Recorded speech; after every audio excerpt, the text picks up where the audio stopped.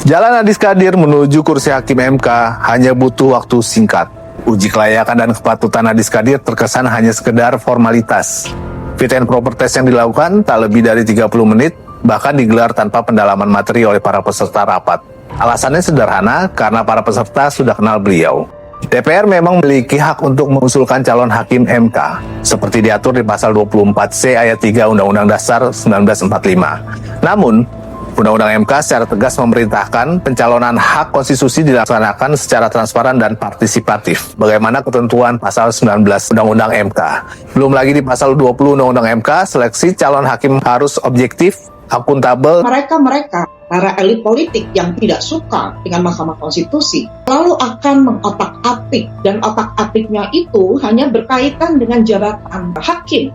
Bahwa yang dimaksudkan dengan transparan kemudian partisipatif itu adalah mengumumkan calon pada publik, dan publik itu mempunyai waktu untuk memberikan masukan. Kemarin calon sama sekali tidak dinyatakan secara publik, publik tidak diberi kesempatan untuk memberikan masukan. Oleh karena itu, ketika para akademisi banyak yang mengatakan bahwa telah terjadi pelanggaran konstitusi, maka saya bersepakat untuk itu. Undang-Undang MK menyebut salah satu syarat menjadi hakim MK adalah memiliki integritas kepribadian yang tidak tercela. Perlu diingat, Adis Kadir menuai kontroversi karena ucapannya yang memicu amarah rakyat. Padahal sebelumnya, DPR telah menyetujui Innocentius Samsul sebagai calon hakim MK. Namun tanpa alasan yang jelas, nama tersebut dicoret dan digantikan. Ini mengindikasikan telah terjadi persoalan etik yang tidak dapat diabaikan. Selain itu, proses seleksi hakim MK juga telah kehilangan makna karena calon yang disodorkan adalah tunggal sedari awal. Meskipun sah secara hukum, namun terkesan tidak ada kompetisi atau persaingan dan perbandingan kemampuan antar kandidat.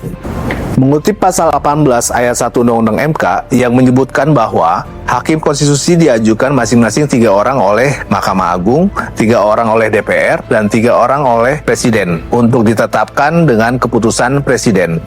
Frasa oleh dalam pasal 18 Undang-Undang MK tersebut harus dipahami secara tepat. Tidak ada kata dari, yang ada itu dipilih oleh. 3 lembaganya hanya institusi yang bertanggung jawab memilih, tukang pilih, bukan yang menentukan segala-galanya. Menjaga independensi MK merupakan sebuah keharusan dan bagian dari prinsip checks and balances dalam negara hukum. Bagaimana menurutmu? Tulis di kolom komentar.